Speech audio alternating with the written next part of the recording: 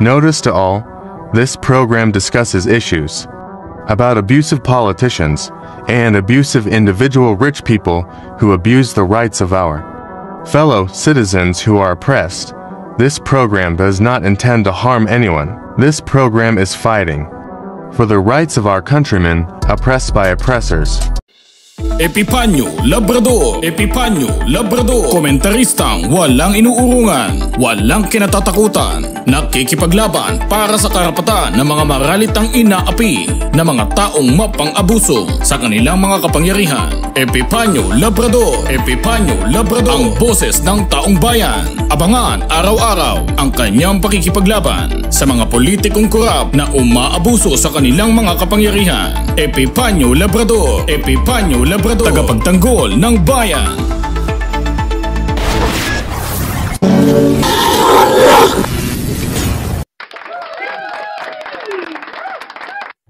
Magandang umaga po sa inyo lahat. Muli nandito na naman po yung lingkod Epipanyo Labrador sa ating programang Civilian Anti-Crime Group Epipanyo Labrador.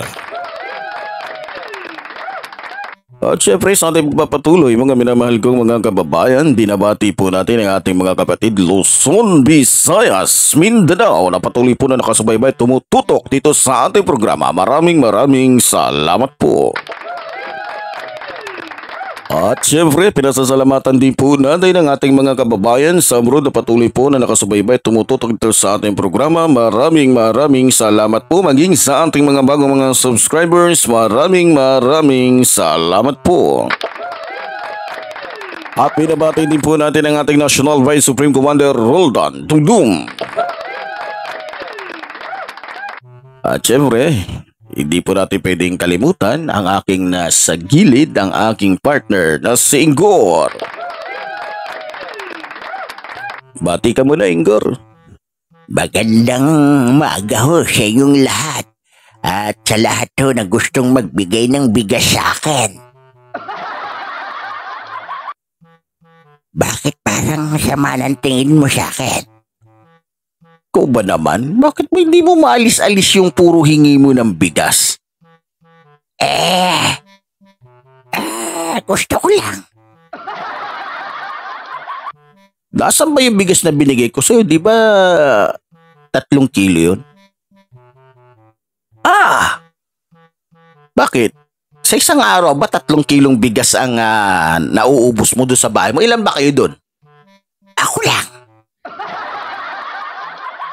Pambira ka, ikaw lang ng pala. Saan ba napupunta yung bigas ko na binibigay sa'yo? Kaya pala nung mga nakarang araw lang, isang araw, binigyan kita ng 4 na kilo, kinabukasan ang hingi ka uli. Saan ba napupunta yan? Binibenta ko. Pambira ka. Kasi, pag perang hinihingi ko sa'yo, sabi mo, hindi pwede, baka ibili ko ng gin. Pambira ka talaga, Ingor. Kahapon nga pala. Ikot ako ng ikot dito, hindi kita makita. Saan ka ba nagpunta? Buti na sabi mo yan, natanong mo sa akin. Napapansin mo ba yung may magandang kotse dyan sa harapan niya? Oo, bakit? Bagong lipat yan. Sila ngayon nung nagre-renta ng bahay ni Mang Usteng. At kahapon, siyempre, ako yung dito, pinaka-chismoso. Abay, nagmasid ako at di ako nakate. Abay, lumapit ako, tinanong ko. Abay, mayaman pala yung taong yan. Ay, may-ari ng bigasan. Ay, tuwang-tuwa ko Ano naman pinaplano mo? Wala naman. Baka isang linggo ako hindi manghingi sa'yo ng bigas. Bakit? Nakahingi ako ng isang sako. Ang lupit mo, Ingor. Isang sako, binigyan ka? Oo. Naawa ka sa akin sinamantala ko na. Sabi ko, anuhin ko naman yung bigas kung walang ulam. Grabe ka naman, Inggor. Huwag mo sabihin binigyan ka din. Ay ano pa? Kaya nga siguro isang linggo rin akong hindi manghihingi ng ulam sa iyo. Bakit? Ano ba binigay sa'yo? Siyempre, alangan namang ulam. Siyempre, pera. Aber, magkano naman ang binigay sa'yo? Secret. Bira ka, Inggor. Di naman kita uutangan eh. Malay ko ba? Kung biglang dumating sa utak mo't utangan din ako. Baka gusto mo na magbayad ng mga utang mo. Wala namang ganon. Budget na to. Pang isang linggo nga eh. Okay, Inggor. Maiba tayo ng usapan kung saan tayo napupunta eh. So mga kababayan, salamat to sa inyong patuloy na pagsubaybay dito sa ating programa. At pag-uusapan ho natin itong tungkol ho dito sa ginagawa ng China sa ating bansa.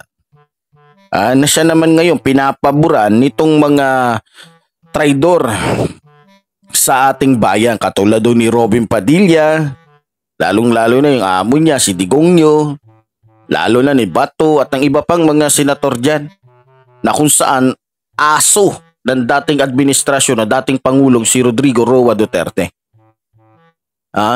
Nangangamba ho yung ating mga kababayan sa nangyayari ngayon.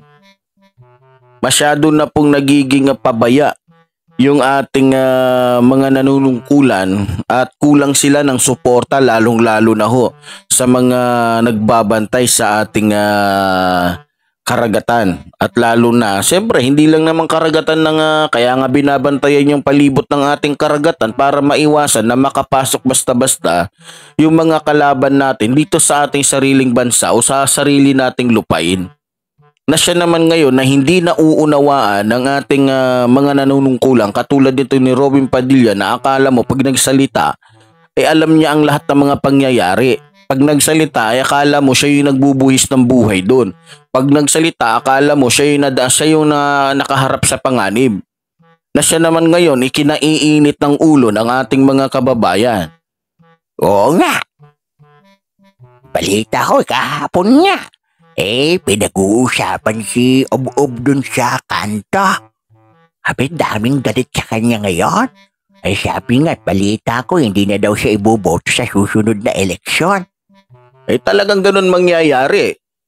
Pag hindi niya, sabi nga, mahirap talaga na magkaroon tayo ng isang pinuno na unang-una. Hindi naman natin minamaliit yung kanyang kakayanan, kaya lang ipinapakita niya talaga na siya ay mangmang. Pinapakita niya na siya ay walang walang pagmamahal o pagmamalasakit sa ating inang bayan. Ang iniisip lang niya, yung makapagsalita siya ng masakit dun sa mga kababayan natin na tunay na nagsasakripisyo ng ating ng kanilang mga buhay para sa ating bansa. Ayun nga. Balita ko nga parang parang wala nang Robin na at saka Sanda tulad nga ng sinasabi ko. Wag na po tayong magpauto sa mga artista na yan. Alalahanin ho ninyo, magagaling ho magdrama yan. Problema ho sa ating mga kababayan, porket yung mga tulonggis na yan, ay naging bida doon sa pelikula, akala nila hindi gagawa ng masama. Gusto ko lang naman, ipaubaya sana natin yung usapin patungkol sa mga mabibigat na bagay katulad ng mga pagdidesisyon para sa ating bansa. Hindi ho kaya ni Robin yan. Hindi naman po ito pelikula na pag nagkamali ka, pwedeng take 1 tsaka take 2. Kaya nga, ayun nga sa ating mga kababayan, napakaraming mga tumakbo nito lang presidential election na mga senator na karapat-dapat katulad ng ni Roque. Si Roque hindi naman sa inaano natin, pero yung utak niyan, hindi mo basta-basta professor yan. kumbaga sa utak ni Robin Padilla, bago maabot ni Robin Padilla yung utak ni Roque, uubos mo, magsusunog muna siya ng kilay. Ibig sabihin, kapag nagsalita at gumawa ng isang plano at nagtanong itong si Roque, ibig sabihin, may may tamang dahilan. Hindi kagaya nito ni Robin. Balita ko kasi mga kababayan, nagsiselos ho itong si Robin Padilla sa iba niyang mga kasamahan dyan na senator, na kung saan iniisip niya lagi na lang sila yung nagiging chairman. Bakit hindi siya nagiging chairman dyan pag mayroong mga hearing o usapin? Paano ka magiging chairman pag gano'n ang ugali mo? Nang una, hindi ka naman pwedeng maging chairman sa itsura mo.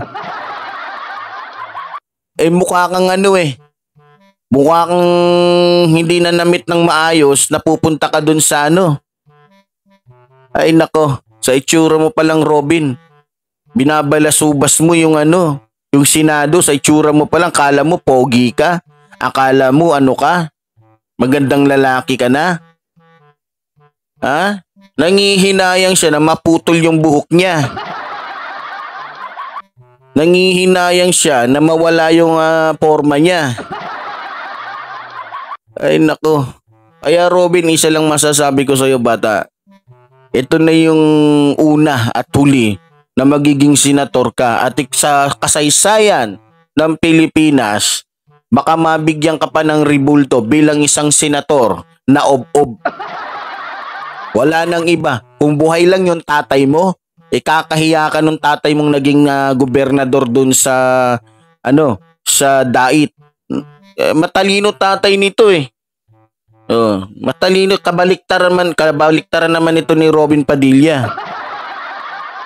Buti pa siguro si Bibi Gandang Hari na lang naging senatorya. Baka mas may utak pa. Kaya nga sabi nga, sa pagiging senator, hindi dyan papormahan, hindi dyan patapangan. Ang dapat na inaano mo dyan, yung mayroon kang utak sa batas. Kaya dapat yung bakit ba hindi itinuloy yung sinabi ni Marcos na magkakaroon ng tawag nito, yung lahat ng tatakbo sa bilang isang public official dapat may college graduate. Dapat tapos, may pinag-aralan. Anong silbi niyan ni Robin Padilla diyan? Anong silbi niyan diyan? Nagmumukha lang yan sa lingkit-kit. Tapos pagka hindi siya napansin, yung galit niya sa mga senator, doon niya idadaan sa sa Coast Guard. Wala alam naman ni Robin Padilla na bobo siya. Alam ni Robin Padilla na wala siyang alam, pang pelikula lang siya. Kung hindi siya nag-focus noon, sa mga kaartihan, kapormahan, di sana natapos na siya. Walang ibang iniisip, kundi mang babae. Di ba? Tapos akala mo kung sinong magsalita. Teka lang, Supremo. Bakit? Akala ko ba pag-uusapan natin yung tungkol dun sa pinag-aagawan? Ayaw nga pala. Sorry, buti na lang. Pasyensya ka na, Ingor. Ako'y talagang nagagalit dito kay Robin Padilla dahil hindi man lang marunong mag-isip. Wala bang abogado to? Para magturo sa kanya sa dapat niyang gawin? O baka nagtitipid? O baka kaya ayaw kumuha ng advisor o abogado niya baka ayaw niya mabawasan yung pera niya. Masyado kang tiwala sa sarili mo, Robin. Huwag kang ganun. Masyado kang papapil. Wala ka namang alam sa batas. Baka nga pag tinanong ka sa batas wala kang masagot. Mukhang mas magaling pa nga sa'yo si Manny Pacquiao. Mabalik ho tayo dito sa pinag-aagawan ho ng Pilipinas at ng China. Ayon ho sa aking nabasa, ilang beses nang hinamon ng China ang karapatan ng Pilipinas sa sarili nating teritoryo. Pero, paano nga ba nagsimula ang masasabi nating tensyon sa pagitan ng ating bansa at ng China? Ayon sa aking pagkakaalam, kung di po ako nagkakamali mga minamahal kong mga kababayan, noong 1994 hanggang 1995, unang beses na nagtayo ang China ng istruktura sa panganiban o mischief rip pa to. Ang Bahura ay bahagi ng Kalayaan Island group sa South China Sea, kung di ako nagkakamali, na may mga bahaging inangkin di lang ng Pilipinas at China, kundi maging ng Taiwan at Vietnam. So ibig sabihin, may mga usapin dyan sa South China Sea na kung saan hindi lang pala kabilang sa nagiging usapin yung agawan tungkol sa teritoryo, maging itong Taiwan at Vietnam noon. Pero kung titignan ninyo, ang kung sino ba yung mas pinakamalapit sa sinasabi nating island ngayon na inaagaw ngayon ng China, nasa 127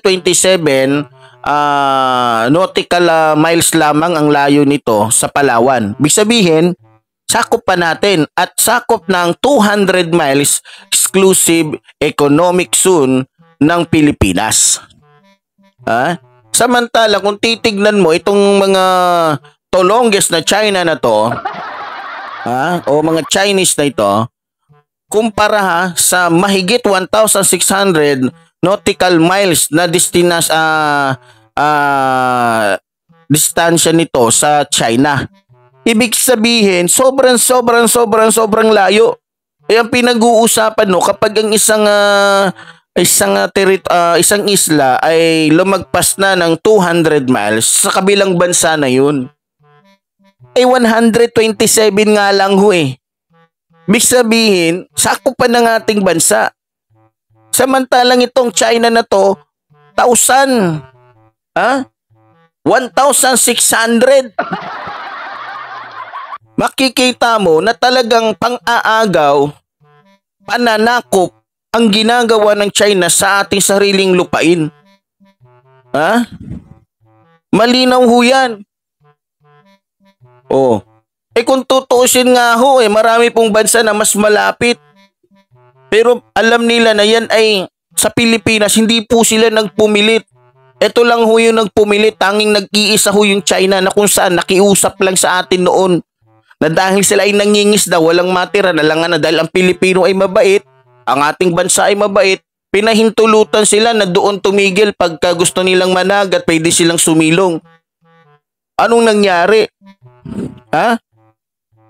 Ang mga kubo na sinasabi ng China noon na magsisilbing silungan lang daw ng kanilang pangingisda, ayon ho sa aking nabasa, ay isa na ngayong military, hindi ako nagkakamali, garrison ng China. Tingnan nyo kung anong ginagawa ng China. Sa tingin mo, Inggor, tama ba yung ginagawa ng China? Nako, kitang-kita naman kung hindi ba naman mga tinubuan ng bukol sa puwet ng mga yan. Nako, mas malapit tayo ang tanong ko dyan, bakit ganon? Bakit hinayaan ng gobyerno natin yan? Kung talagang atin yan, bakit hindi natin pinaglaban? Marami na tayo naging labanan, wag lang masakop yung ating bansa. Bakit yan hindi natin nagawang ipaglaban? Ayun nga, pero ewan ko kung anong nangyayari. Kaya kailangan matuklasan natin to, Inggor. Nangyari ito 2 taon lamang matapos tuluyang umalis ang mga tropang Amerikano sa mga base militar ng Pilipinas. Ibig sabihin, sinamantala nitong mga Chinese na ito nung umalis na. 2 taon lamang matapos tuluyang umalis ang mga tropang Amerikano sa mga base militar ng Pilipinas. Sinamantala, kumbaga alat na pasyo ng gapang. Magagaling manggapang tong Chinese na to. April 2012.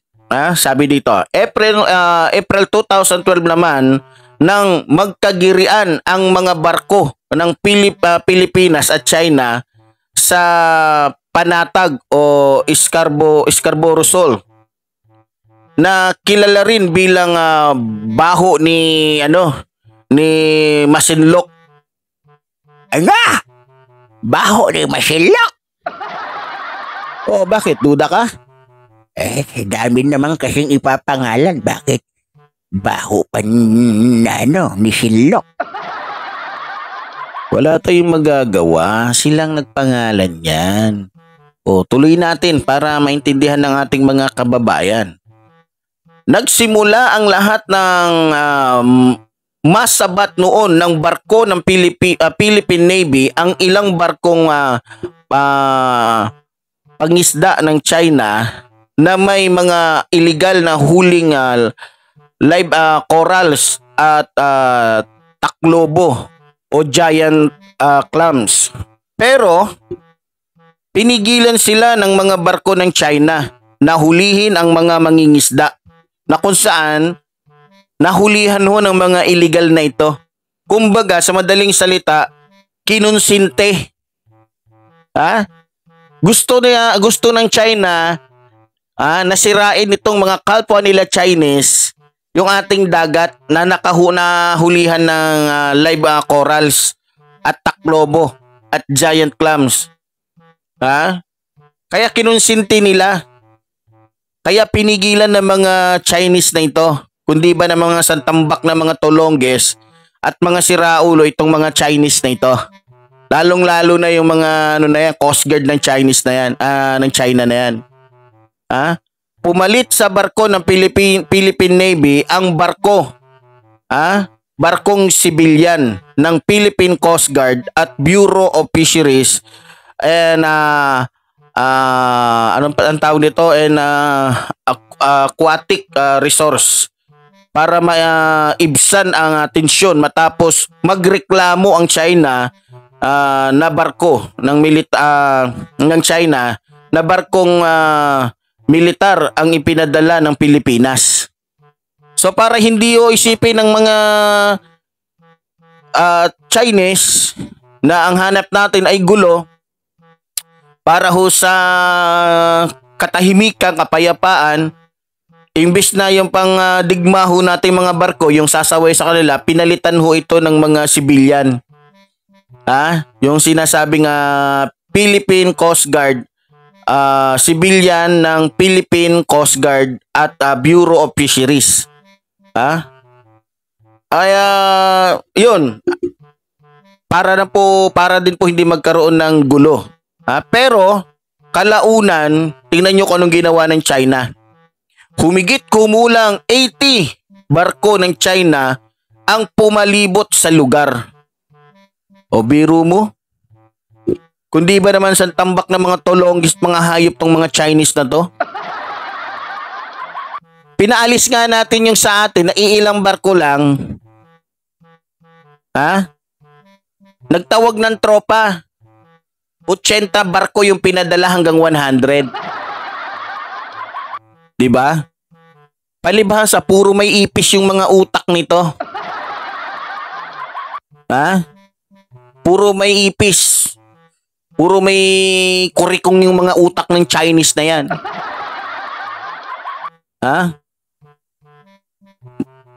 Kaya ano nangyari? Mahalagang malaman na ang baho di Masinloc ay hindi kabilang sa inaangkin ng anumang bansa bago ang 2009 nang igiit ng China at ng Taiwan na pag-aari nila ang halos lahat ng South China Sea na sakop na tinatawag nilang 9-dash line. Kalaunan, bumitiw na yung Taiwan dahil napag-alaman nila talagang sa atin.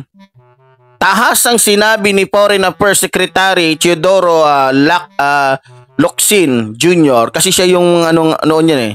Siya yung humahawak ng foreign affairs. Siya yung secretary. Na nagkamali ang administrasyong Aquino sa pag-atras ng mga barko. Ibig sabihin, sabi niya, ba't tayo umatras? Ano ba punto niya? Alinsunod sa binalangkas na kasunduan ng Amerika para maibsan ang tensyon.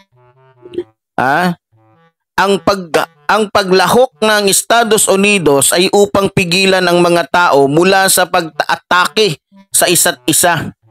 Sa tingin nila, ito ang kanilang trabaho. Pagkatapos ay sinabi ng Estados Unidos sa magkabilang panig umalis. Inutusan ng Estados Unidos. Ngayon, kung naniniwala ka sa iyong gobyerno na sa iyo iyon, bakit ka aatras, sabi ni Locsin? Pero giit ng nooy Philippine Ombudsman na si Jose Hoxia, sabi niya, ang China ang hindi sumusunod sa kasunduan. Gusto naming mabawasan ang tensyon. Naisip namin na ang China ay kumikilos ng may mabuting loob nang pumayag sila at ito ang dahilan kung bakit hindi ko maintindihan kung bakit sinisisi ng Pangulo si Secretary Albert Del Rosario sa sitwasyong iyon, sabi po ni Hoxia pala. Kasabay nito, inatasan ni nooy Pangulong Noynoy Aquino si dating Senator Antonio Trillanes na magsilbing back channel, negotiator para pababain ang tensyon at bawasan ang mga barko ng China sa lugar. Ano bang sabi ni Trillanes? Ang aking misyon sa pagkalahatan ay upang mabawasan ang tensyon sa shoal. Sa partikular, kinakailangan nito ang pagbawas ng bilang ng mga barko Chino sa lugar. Ang isyu ng soberenya ay hindi sakop at hindi kailanman tinalakay, sabi ni Senator Trillanes sa isang Facebook post niya. Matagumpay niyang nabawasan ang ilang barko ng China mula sa 80 hanggang 100 pababa. Ngunit tumanggi ang China na iatras ang 3 pa na natitirang barko na siyang naging mitsa para isulong ng administrasyong Aquino ang kaso laban sa China sa arbitral court sa anong lugar to? The Hague, Netherlands. Hindi ako nagkakamali. Formal na naisampa ang kaso noong Enero 2013 bago ito opisyal na pinangalan ng West Philippine Sea ang tubig na saklaw ng Luzon Sea. Kalayaan Island Group. Ang Scarborough ay bahagi ng teritoryo ng Pilipinas na nasa 124 nautical miles kanluran ng Zambales.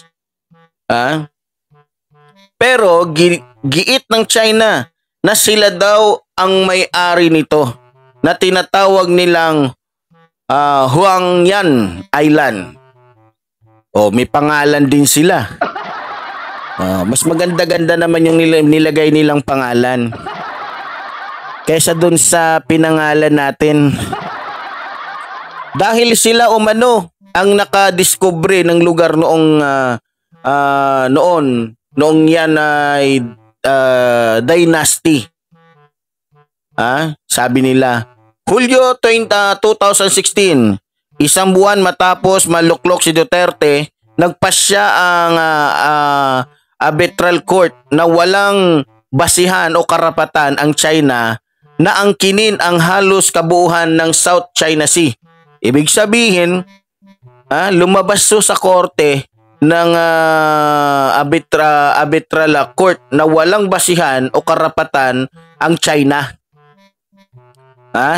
Ibig sabihin, nanalo ho tayo. Ibig sabihin, atin yan. Kung di ba naman makakapal ang mukha ng mga China na yan, ang layo nila sa island na yan mahigit 1,600. Samantalang tayo nasa 124 lang. Kung di ba naman sa tambak na magnanakaw, kumbaga, parang nangyayari, tinanggalan tayo nila ng kumbaga, imbis na yung lupa, imbis na yung island na yan ay maging lugar kung saan para maging kuta ng ating mga Coast Guard para madepensahan ang ating bansa, sila yung naglagay ng kampo para madepensa. Ang layo naman ang depensa nila. Bago tayo makapasok sa kanila, 1,600.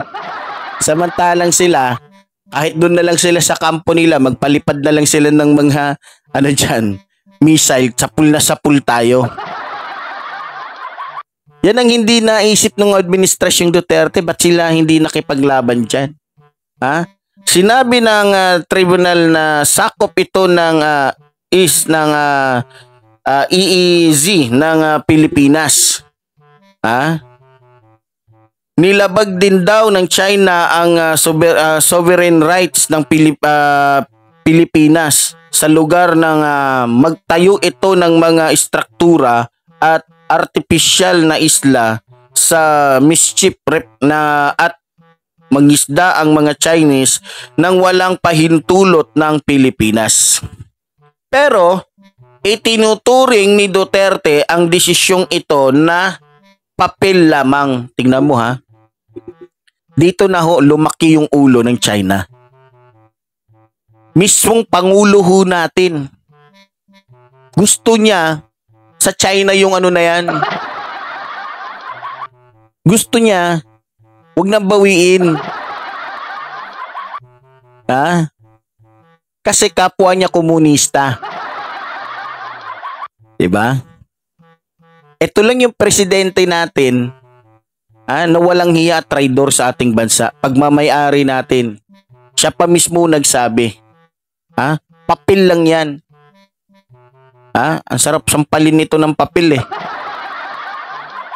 Tingnan nyo magising kayo sa katotohanan mga kababayan. Teka lang ko, Supremo, makasikit lang. Bakit, Tinggor? Sira pala talaga ulo niya ni Duterte. Sinabi mo pa. Halata naman, di ba? Pinaglaban ni Noynoy. Kinasuhan pa nga ni Noynoy. Lumabas na yung resulta. Di ba? Lumabas. Dahil pinagtanggol ni Noynoy, ang kailangan na lang pursigihin ng bagong administrasyon dahil nanalo nga tayo na paalisin yung mga China. Pero ang ginawa nito ni Duterte, papel lang daw. Sa kabila ng pinakahuling pahayag ng Pangulo, sinabi ng DFA na pangunahing palisiya pa rin ng Pilipinas ang ipinahayag ni Duterte sa United Nations General Assembly kung saan itinaguyod niya ang desisyon ng arbitral court bilang bahagi ng international law. Kumbaga, nung pumunta si Trillanes,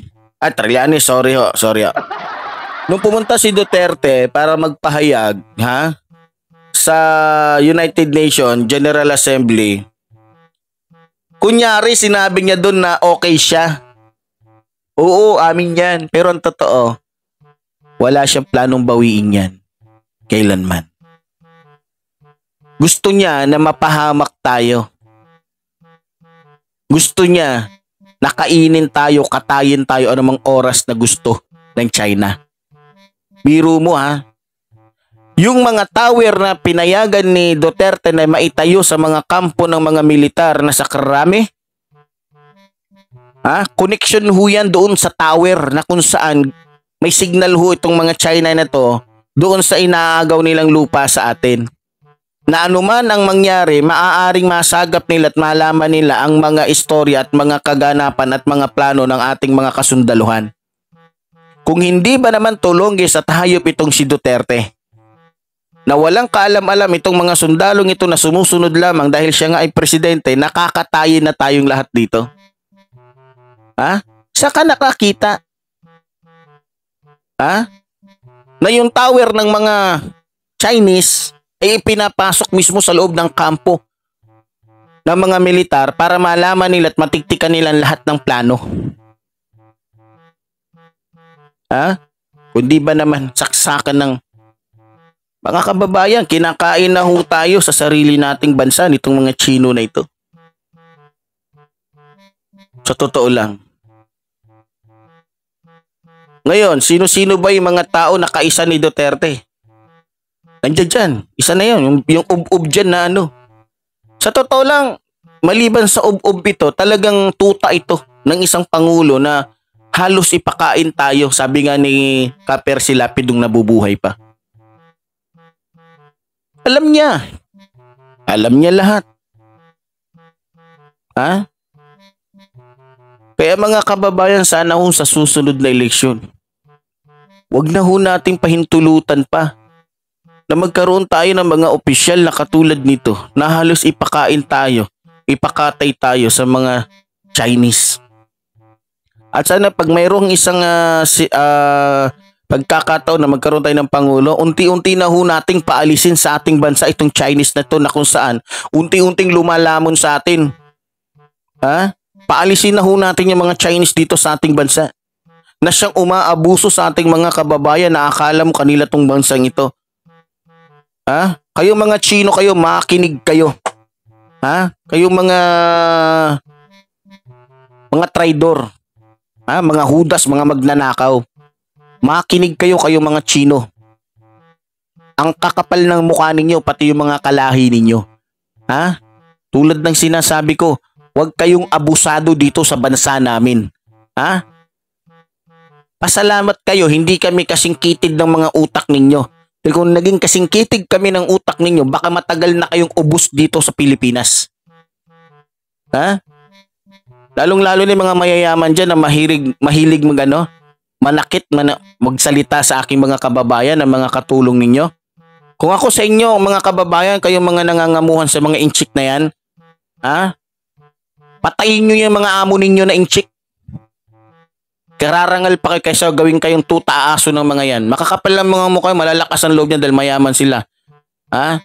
Kayo naman mga pulis na nagpapabayad sa mga inchik na yan, mga santambak na hinayupak kayo, ha? Malaman lamang ko lang kung sino kang pulis ka na nagpapabayad ka sa mga Chinese na yan. Ha? Ay, naku ka. Baka dila mo lang walang latay sa akin. Ha? Kaya lahat ng pulis, magsitinu kayo. Hanggat nandito ang programang ito, ha? Sana nga sa susunod na eleksyon, tumakbo ka uli, General Eliazar, mga kababayan, suportahan ho natin General Eliazar ho. Lalo na si Trillanes. Biro mo ha. Pinagbintangan nito ni Duterte si Trillanes na binenta daw. Mabibenta ba yan ng ganun-ganun lang na hindi alam ng presidente? Sinong niloloko ninyo? Sa tingin ninyo babayaran ng yan? Sa tingin ninyo babayaran ng China yan? Kay Trillanes? Nang ganun-ganun lang na walang exposed na ganito naging bayaran? Sino yung binayaran? Kailan? Ha? Si Duterte nga mismo nagsabi. Papel lang yan.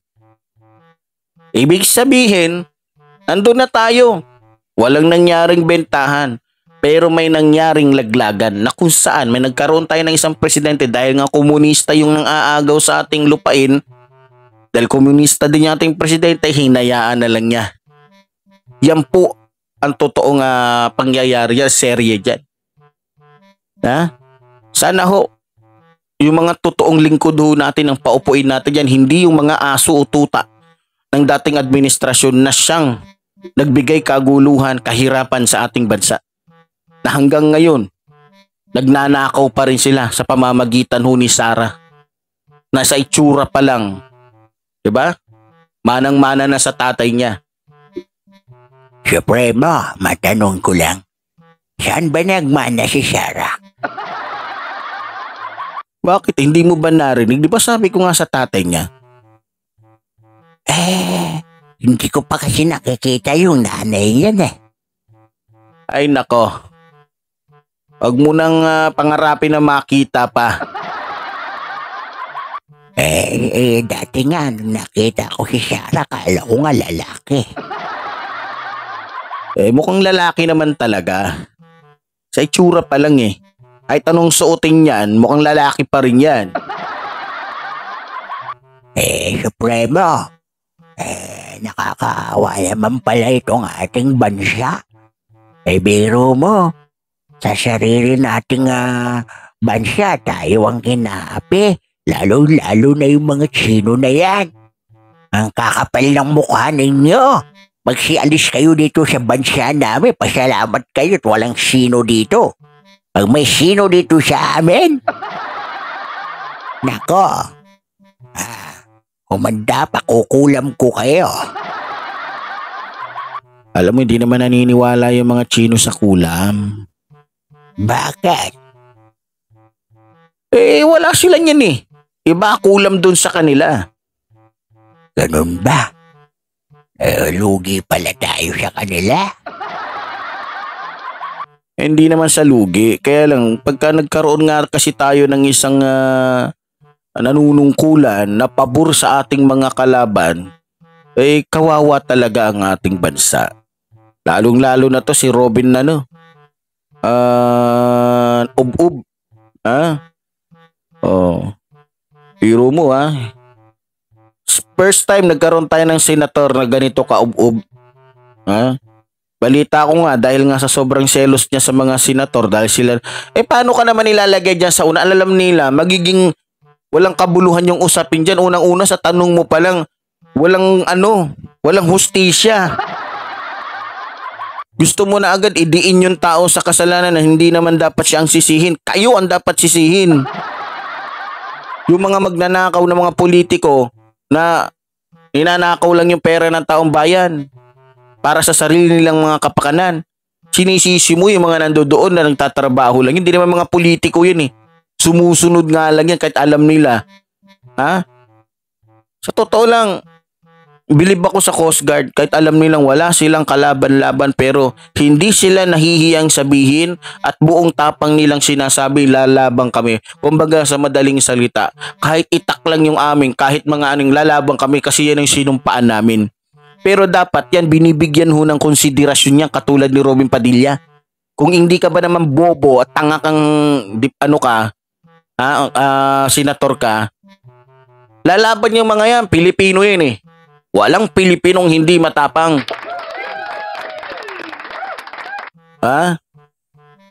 Diba? Lalaban yung mga yan. Kahit alam nilang pamalo lang yung kanila o ano man. Kahit alam nilang puro machine gun yung mga kakaharapin nila. Gusto mong sabihin kayanin nila kahit talagang hindi kaya? Buti pa nga yung taga ibang bansa may common sense.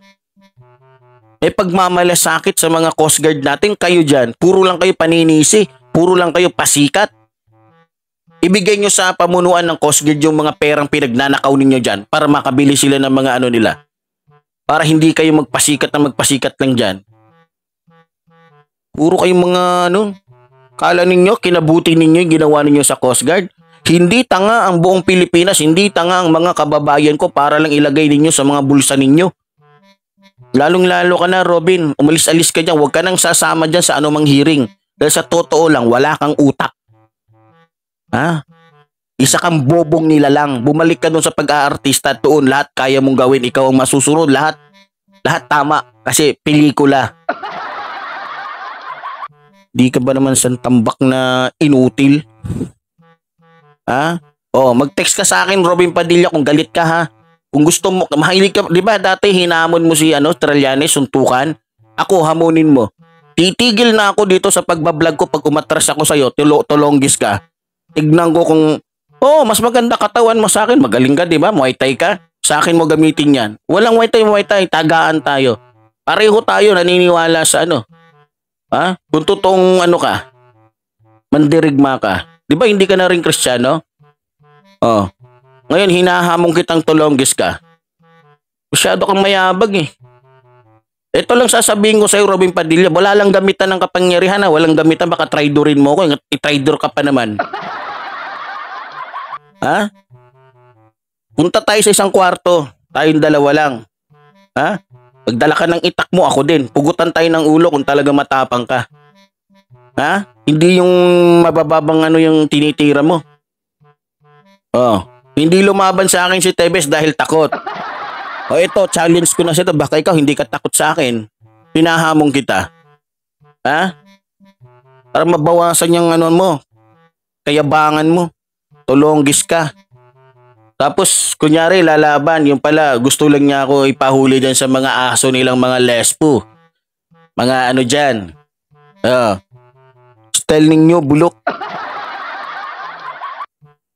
Mga traidor kayo, mga kumpleto ka talaga na 124 na kauban. Kaya ba umalis ka na dyan, Robin Padilla, tulad ng sinasabi ko. Lalong-lalo na ibang senator dyan, Jinggoy, Bato, mga santambak kayo na mga maka-China. Pag sialis na kayo dyan, bago ko pa kayo pagsasampalin dyan. Ha? Itira nyo dyan, sila Antiveros, sila Pu. Yan ang mga tunay na mga dyan eh. Sila Rapi Tulfo. Yan mga tunay na mga Pilipino na may malasakit sa ating bayan.